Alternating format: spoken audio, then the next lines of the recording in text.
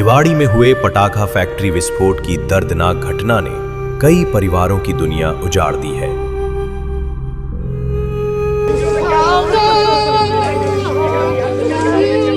हादसे के 5 दिन बीत जाने के बाद भी मृत मजदूरों के पैतृक गांव मटियारिया और मुरारपुर में मातम का माहौल है।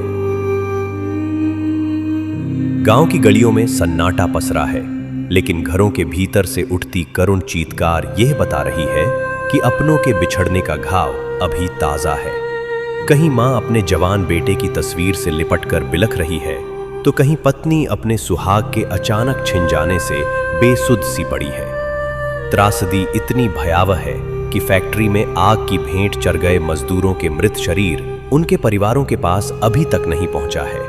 बिहार के जिन 7 मजदूरों की अवैध फैक्ट्री में ब्लास्ट होने से मौत हो गई थी, उनके शव यहां मेरे पीछे मोर्चरी में रखे हुए हैं, टपूकड़ा की मोर्चरी में रखे हुए हैं। डॉक्टर ये बताते हैं कि एक डीप फ्रीज में 2 डेड बॉडीज रखी जा सकती हैं और मौतें हुई है 7। डॉक्टर ने प्रशासन को कई बार अवगत करवा दिया गया कि 5 डेड बॉडीज बाहर रखी हुई है, उनको रखने के लिए ना तो हमारे पास में बर्फ है और ना ही डीप फ्रीज है, आप इनकी व्यवस्था कर दीजिए। लेकिन आज चौथा दिन, 3 दिन के बाद में चौथा दिन है, इसके बावजूद भी आज तक कोई व्यवस्था नहीं हुई और उन डेड बॉडीज में से अब बदबू निकल रही है। एक सड़ा हुआ सिस्टम गरीब लोगों को क्या दे सकता है, उनकी डेड बॉडी को क्या दे सकता है सिवाय बदबू के।